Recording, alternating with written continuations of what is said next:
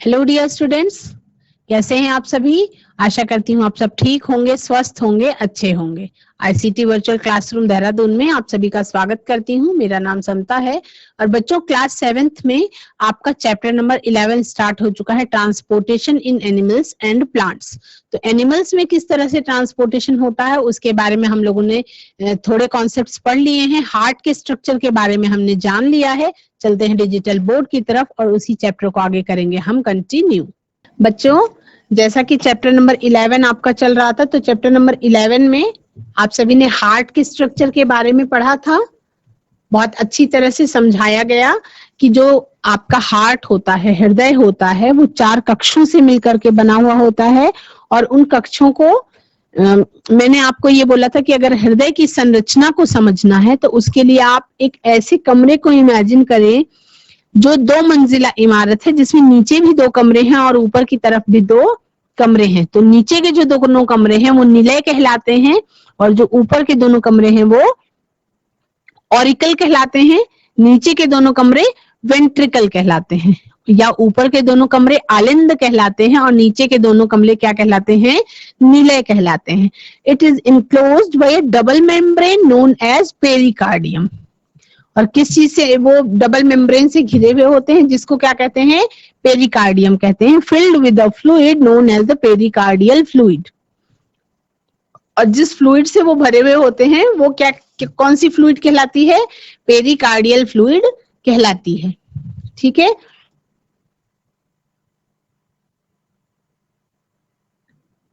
जो जगह होती है, डबल मेम्ब्रेन होती है, वो क्या कहलाती है? पेरिकार्डियम कहलाती है। और जो उसके अंदर फ्लूइड फिल्ड होता है वो क्या होता है? पेरिकार्डियल फ्लूइड कहलाता है। It is divided into 4 chambers. हृदय जो है वो 4 कक्षों में बटा हुआ होता है।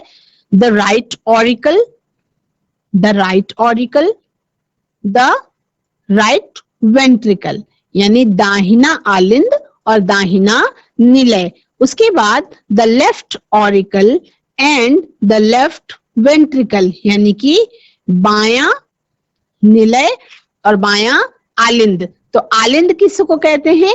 ए फॉर ऑरिकल, और अ से ही आलिंद होता है। और वेंट्रिकल जो है वो नीचे वाले कक्ष वेंट्रिकल कहलाते हैं। तो लेफ्ट वेंट्रिकल और right ventricle. The auricles are thin-walled and receive blood from the different parts of the body. Auricles क्या होते हैं? ये thin-walled होते हैं and receive blood from the different parts of the body. जो auricles हैं वो receive करते हैं blood को अलग अलग भागों से, शरीर के अलग अलग भागों से ब्लड को लेने का काम करते हैं, रिसीव करने का काम करते हैं। The lower 2 chambers क्या कहलाते हैं? वेंट्रिकल्स कहलाते हैं। Have thick walls. कैसी होती है इसकी? मोटी मसल्स होती हैं। और they pump blood out of the heart. यानी कि ऑरिकल्स क्या होती हैं?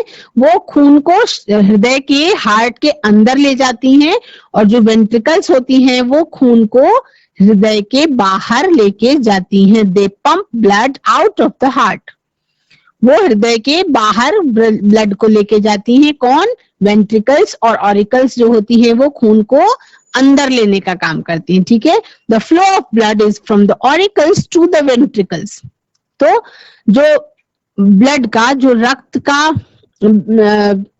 फ्लो होता है, जो खून का बहने का क्रम होता है, तो flow of blood is from the auricles to the ventricle, यानी आलिंद से निलय की तरफ खून बहता है।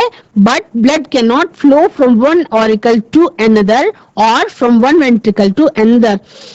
तो खून जो है वो आलिंद से निलय में जाता है और उसके बाद निलय से आलिंद में जाता है, लेकिन निलय से निलय में और आलिंद से आलिंद में ब्लड नहीं जा सकता है। क्यों? क्योंकि उसके बीच में एक मस्कुलर वॉल होती है और वही मस्कुलर वॉल क्या कर देती है? सारे कक्षों को अलग करती है। जैसे मैंने आपको बताया था कि जब घर के अंदर कमरे होते हैं तो कमरों को अलग करने के लिए कमरों की दीवारें होती हैं जो अलग अलग कक्ष को अलग अलग करती हैं। उसी तरह से हार्ट में भी मसल्स से बनी हुई एक दीवार होती है। तो ये जो दीवार है ये क्या है? ये कक्षों को अलग करने का काम करती है। ये जो दीवारें हैं ये कक्षों को अलग करने का काम करती है। तो एक कक्ष से दूसरे कक्ष में ब्लड अपने आप डायरेक्टली नहीं पहुंच सकता है। ब्लड कहाँ है? ऑरिकल्स से वेंट्रिकल्स में जाता है, but blood cannot flow from one auricle to another or from one ventricle to another। यानी एक ऑरिकल से दूसरे ऑरिकल में भी ब्लड नहीं जा सकता और एक वेंट्रिकल से डायरेक्ट दूसरे वेंट्रिकल में भी नहीं जा सकता है। ठीक है, इसके बाद क्या होता है? बीच में वॉल्व्स होते हैं। हार्ट में क्या होता है बच्चों? वॉल्व्स होते हैं। कौन कौन से? The right auricle is separated from the right ventricle by the tricuspid valve which opens in only one direction from right auricle to the right ventricle, और bicuspid valve होता है। ये left auricle and the left ventricle are separated by the presence of the bicuspid valve, और ये कैसा होता है? flow of blood from the left auricle to the left ventricle। तो जो valves, जो कक्षों को अलग करने के लिए दीवारें होती हैं, उस पे आप ये समझ लीजिए कि जैसे कक्षों के दरवाजे होते हैं उसी तरह से वॉल्व्स की संरचना भी बीच में पाई जाती है। कुछ ब्लड वेसल्स के बारे में आपने पढ़ा था कि हार्ट में कौन कौन सी ब्लड वेसल्स होती हैं, कौन कौन सी रक्त वाहिकाएं होती हैं। तो एक रक्त वाहिका होती है बच्चों वेना कावा। ये होती है, these are the large veins, जिसे आप महाधमनी कहते हैं। These are the large veins that carry deoxygenated blood from the whole body of the heart to the heart।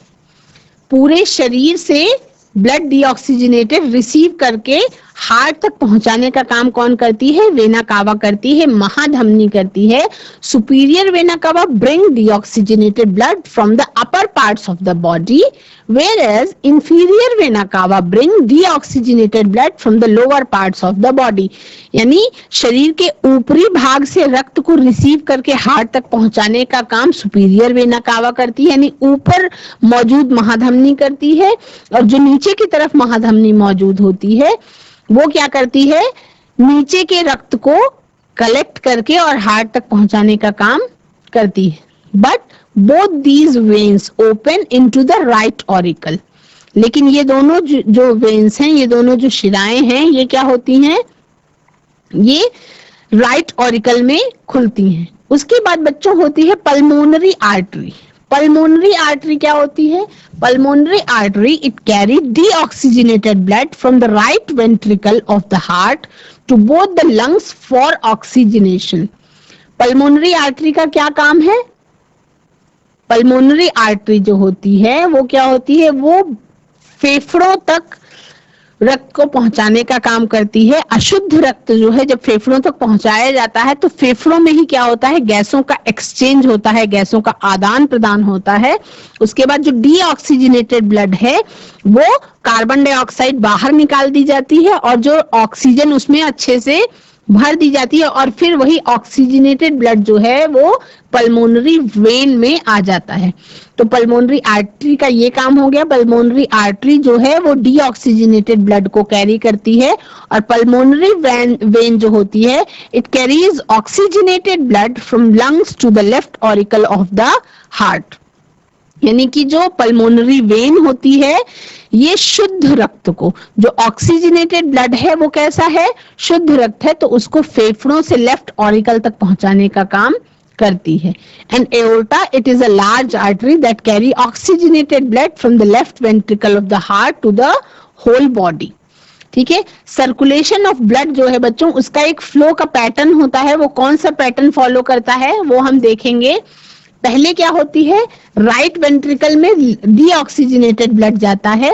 ठीक है, फिर वही डीऑक्सीजनेटेड ब्लड पल्मोनरी आर्टरी के द्वारा लंग्स में पहुंचाया जाता है। तो लंग्स में क्या पहुंचा? डीऑक्सीजनेटेड ब्लड पहुंचा। उसके बाद लंग्स ऑक्सीजनेट द ब्लड। जो वो अशुद्ध रक्त है, अशुद्ध और शुद्ध ये दो शब्द जो यूज किए गए हैं, तो ऑक्सीजन की उपस्थिति और अनुपस्थिति के आधार पे रक्त को शुद्ध और अशुद्ध की कैटेगरी में बांट दिया गया है। जो डीऑक्सीजनेटेड ब्लड है जिसमें ऑक्सीजन की अनुपस्थिति हो गई है, इट मींस कि उसमें कार्बन डाइऑक्साइड की उपस्थिति ज्यादा है, तो वो रक्त जो है वो अशुद्ध कहलाएगा, और जो ऑक्सीजनेटेड ब्लड है यानी कि जिसमें ऑक्सीजन की मात्रा अच्छी है वो पल्मोनरी वेन में उसके बाद छोड़ा जाता है। यहाँ पे ऑक्सीजनेटेड ब्लड फिर then go to left atrium. अब ऑक्सीजनेटेड ब्लड ही है वो लेफ्ट वेंट्रिकल में जाता है, उसके बाद फिर वो एओर्टा में जाता है, और आर्टरीज और कैपिलरीज के माध्यम से फिर टिश्यूज में जाता है, और टिश्यूज से फिर oxygen is consumed in the tissues, और टिश्यूज के अंदर क्या होती हैं, बहुत सारी सेल्स होती हैं, तो वहां पे यूज कर ली जाती है ऑक्सीजन। फिर वेन्स के द्वारा फिर डीऑक्सीजनेटेड ब्लड है वो राइट एट्रियम में पहुंचता है, और उसके बाद फिर से ये राइट वेंट्रिकल में पहुंचता है। इस तरह से ये क्रम चलता रहता है, ठीक है। The heart pumps blood to all parts of the body. जो आपका हृदय है वो पूरे शरीर के हर एक अंग तक रुधिर को पहुंचाने का काम करता है, ब्लड को पंप करने का काम करता है। The superior vena cava and inferior vena cava bring in deoxygenated blood from the anterior and posterior parts of the body respectively into the right auricle. From the right auricle, the blood passes on to the right ventricle and then to the lungs through the pulmonary artery. The blood gets oxygenated in the lungs. Blood कहाँ पे oxygenate होता है? Lungs में oxygenate होता है and is transported back to the heart via the pulmonary vein. उसके बाद कहाँ से?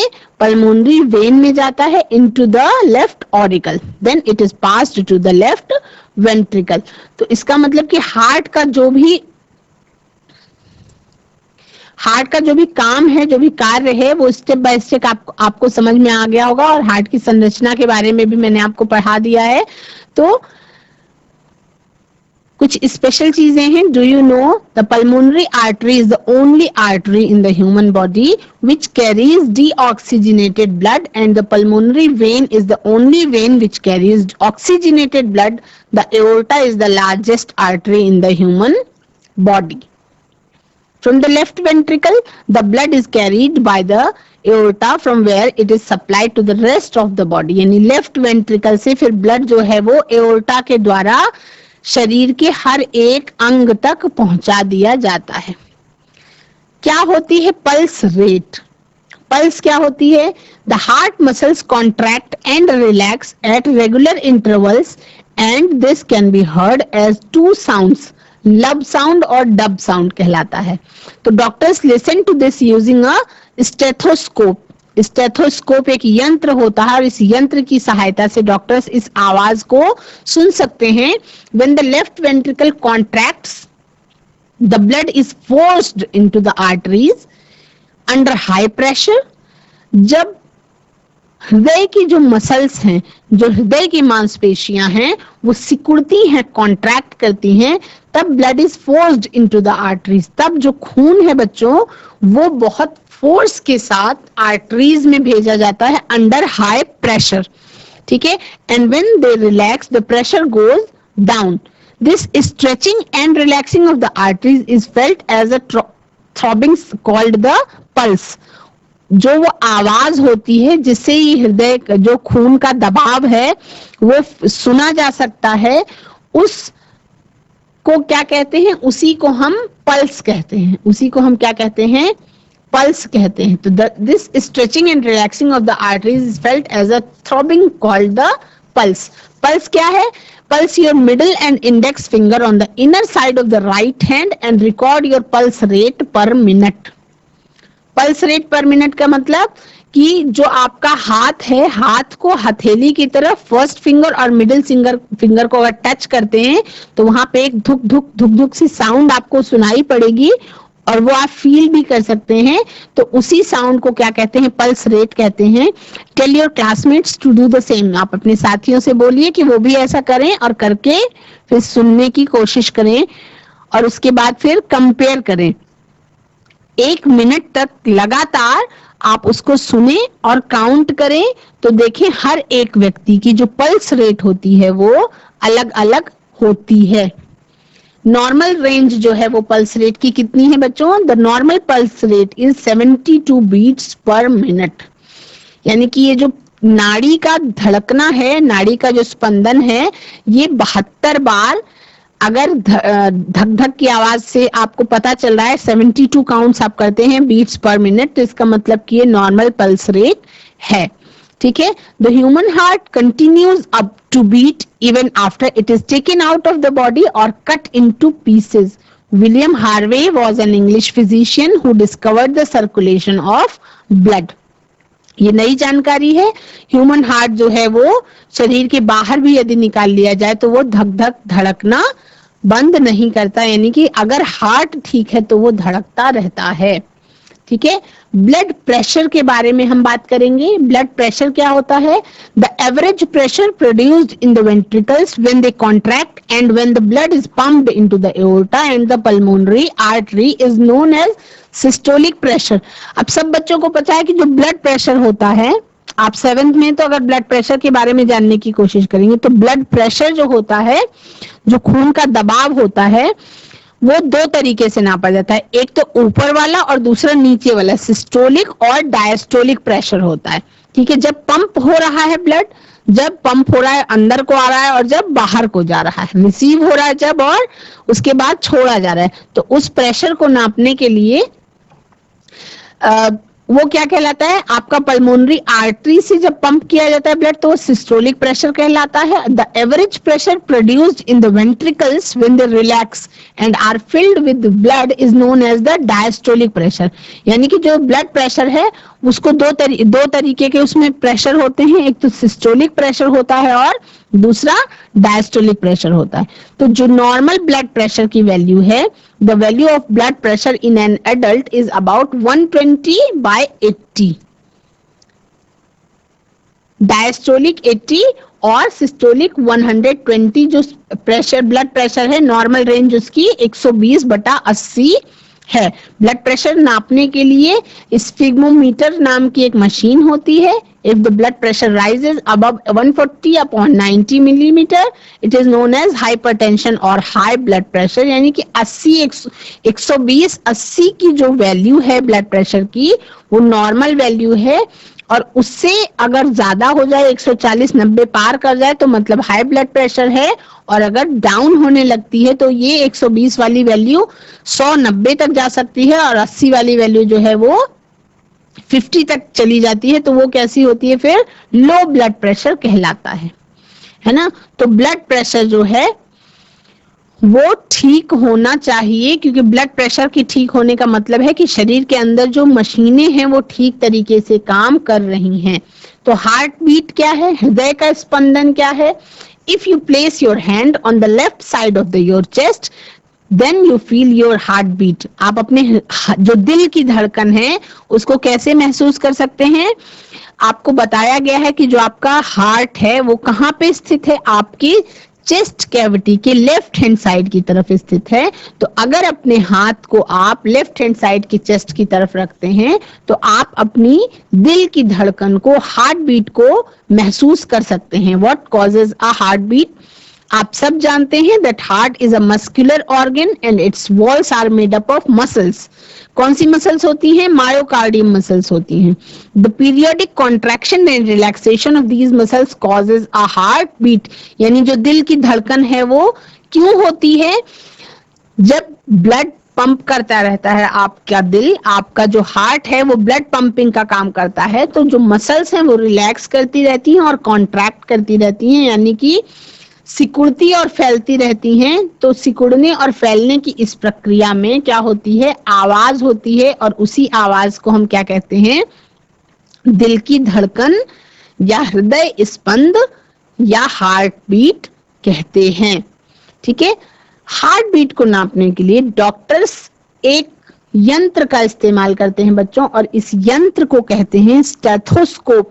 आप सभी ने डॉक्टर्स के गले में पड़ा हुआ एक यंत्र देखा होगा जिसमें आगे की तरफ 2 हैंड्स होते हैं और पीछे की तरफ सुनने के लिए। कभी भी आप डॉक्टर पे गए होंगे तो डॉक्टर अपने दोनों कानों में वो मशीन लगा करके फिर आपके आगे और पीछे चेस्ट पे और बैक पे भी उसको लगा लगा के चेक करता है और अंदर हो रही आवाजों को सुनने की कोशिश करता है। तो have you ever seen doctors using a stethoscope? What's the use of a stethoscope? Stethoscope का क्या यूज है? Doctors use stethoscopes to listen the heart beats. Doctor जो हैं वो स्टेथोस्कोप का यूज क्यों करते हैं? हार्ट बीट को सुनने के लिए। They draw conclusions about the condition of the heart from the sound of the heart beats. जो हृदय की धड़कन है, जो दिल की धड़कन है, उसी से सुन करके डॉक्टर्स आपके शरीर के आंतरिक स्थिति का पता लगा सकते हैं। लेकिन डोंट स्किप अ बीट। अगर कोई धड़कन बीच में छूट जाए तब वो करेक्ट डायग्नोसिस नहीं माना जाएगा। इसलिए बहुत ध्यान से कान में लगा लेते हैं और एक एक धड़कन को वो सुनते भी हैं और उसको साथ में गिनते भी हैं। Take a small funnel and fix a rubber tube to its stem. Stretch a rubber sheet over the mouth of the funnel and fix it tightly with a rubber band. Now put the open end of the tube in one of your ears and place the mouth of the funnel on your chest.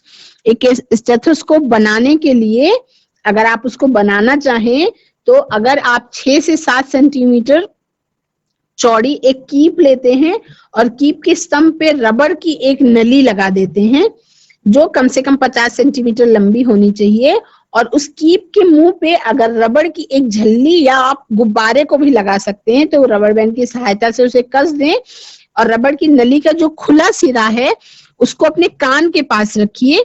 जैसा कि जो keep है वो आप अपने heart पे रखिए और रबड़ की नली जो है उसको अपने कान के पास रखिए। तो उससे क्या होगा, आपको ध्वनि जो अंदर हो रही है वो सुनाई पड़ेगी। ठीक है, तो ये जो ध्वनि होती है बच्चों, ये हार्ट बीट, आपका हृदय स्पंदनों की ध्वनि होती है या आवाज होती है। तो आप काउंट कर सकते हैं कि आपका दिल जो है वो कितनी बार धड़कता है। हर एक काम करते समय दिल की धड़कन जो है वो अलग अलग होती है। यानी कि आप अपने हार्ट बीट को सुनिए तो हार्ट बीट जो है, listen to your heart beat and record its rate. Heart beat की जो रेट है, जो दिल की धड़कने की दर है, उसको जब आप चेक करेंगे तो जब आप रेस्ट कर रहे होते हैं, जब आप विश्राम की अवस्था में होते हैं, तो उस समय पे हार्ट बीट और नाड़ी जो चलती है और आपके दिल की धड़कन जो चलती है उसकी दर अलग होती है। और उसके बाद जब आप मान लीजिए कि कहीं दौड़ रहे हैं और रेस करने के बाद अगर आपका हार्ट बीट लिया जाए और नाड़ी ली जाए तो उस समय पे हार्ट बीट और नाड़ी जो है वो कैसी हो जाती है, अलग हो जाती है। यानी कि उसकी जो दर है, दिल के धड़कने की दर और नाड़ी के भी धड़कने की दर क्या हो जाती है, अलग अलग हो जाती है। एट रेस्ट हार्ट बीट को आप इस तरह से नोट करेंगे जब आप विश्राम अवस्था में हैं और आप जब 4-5 मिनट की दौड़ के बाद। उसी तरह से जो आप अपनी फिंगर्स का यूज करके हथेली के अंदर की तरफ दोनों उंगलियों को लगा करके आप चेक करने की कोशिश करें तो जो आपकी स्पंद दर है, जो नाड़ी के धक धक की आवाज है आपकी, वो भी दौड़ने के बाद थोड़ा सा बढ़ जाती है। उसमें क्या चेंज आता है और विश्राम करते समय क्या चेंज आता है, तो इसको आप एक सारणी बना करके, एक लिस्ट बना करके उसको आप नोट कर सकते हैं। तो ये जो दर है बच्चों, ये भी हर एक व्यक्ति में अलग अलग होती है। किसी के दौड़ने के बाद हो सकता है कि हार्ट बीट बहुत ज्यादा ना बढ़े और किसी किसी की क्या हो जाती है, बहुत ज्यादा बढ़ जाती है। तो हार्ट बीट बढ़ने का मतलब ये है कि जो आपका हृदय है वो जो ब्लड को पंप कर रहा है, तो उसमें वो जितनी ही ज्यादा कोशिश मेहनत करेगा हार्ट आपका, उतना ही ज्यादा दिल की धड़कन बढ़ेगी। ठीक है, तो उसके बाद बहुत सारे डिसऑर्डर्स है सर्कुलेटरी सिस्टम के बच्चों, उनके बारे में आपको बता देती हूँ मैं। ये हाइपरटेंशन है। हाइपरटेंशन क्या होती है, नॉर्मल ब्लड प्रेशर इसमें 120 और 80 होता है।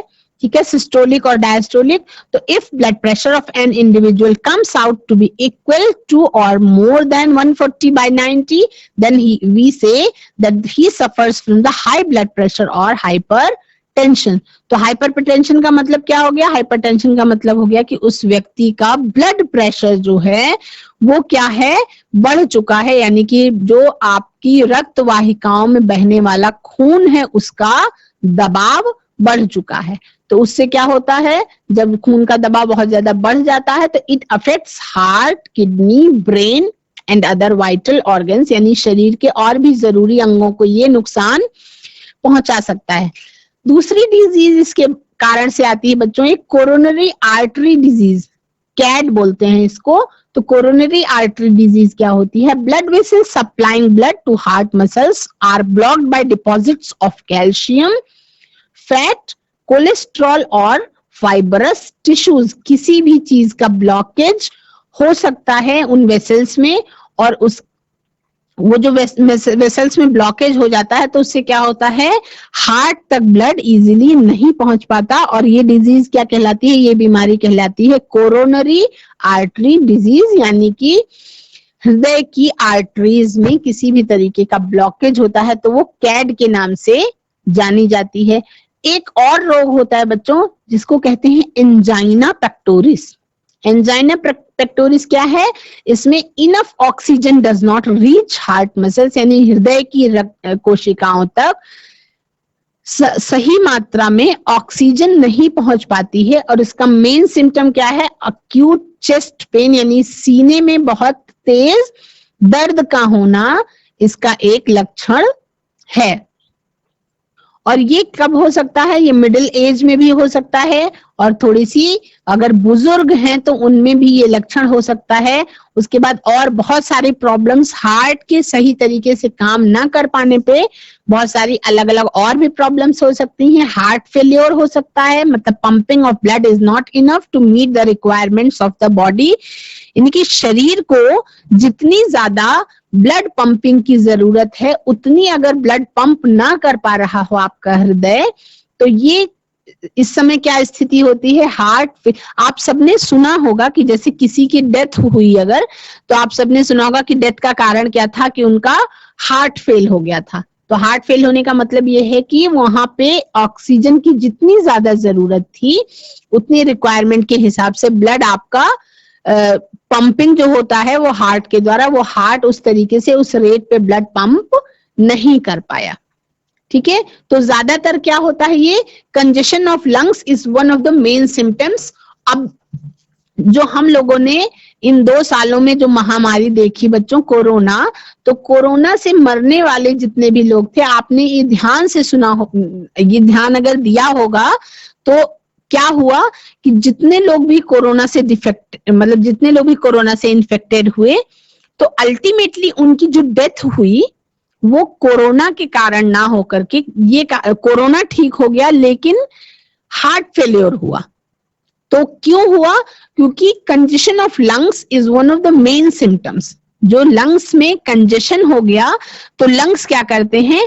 लंग्स आपके डीऑक्सीजनेटेड ब्लड को ऑक्सीजनेटेड करने का काम करते हैं। तो लंग्स ने अच्छी तरीके से अपना काम नहीं किया, इसलिए हार्ट ठीक भी था, उसके बावजूद भी हार्ट तक ऑक्सीजनेटेड ब्लड सही से नहीं पहुंचा, इसलिए क्या हुए? हार्ट फेल्योर हुए।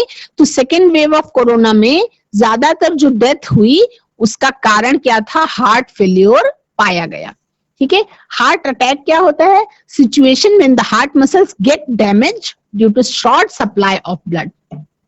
हार्ट फेल्योर का मतलब कि पूरी तरह से हृदय का काम करना बंद कर देना, और हार्ट अटैक का मतलब होता है कि बीच में कुछ समय के लिए अगर हार्ट आपका डैमेज हो जाए, मसल्स हार्ट की डैमेज हो जाए और सप्लाई ब्लड की बंद हो जाए थोड़ी देर के लिए, तो उसको क्या कहते हैं? हार्ट अटैक कहते हैं। ठीक है, कुछ और सिम्टम्स के बारे में हम अगली क्लासेस में पढ़ेंगे। आज की क्लास में इतना ही। बच्चों, आज की क्लास में आप सभी ने हार्ट के बारे में बहुत अच्छी तरह से समझा, और ब्लड फ्लो किस तरह से होता है, किस तरह से हृदय आपका कार्य करता है उसके बारे में जाना। कुछ और एक्स्ट्रा जानकारियां भी आपको दी गई कि हार्ट की जो रेट होती है, दिल की धड़कन होती है, उसको आप कैसे नाप सकते हैं। एक स्टेथोस्कोप आप अपने घर में किस तरह से बना सकते हैं, कुछ एक्टिविटीज के बारे में बताया गया। आज की कक्षा में इतना ही। आज की कक्षा से जुड़ने के लिए आप सभी का धन्यवाद। अगले सेशन में हम कुछ और नई जानकारियां साझा करेंगे। That's all for today. Have a nice day. Take care. Bye.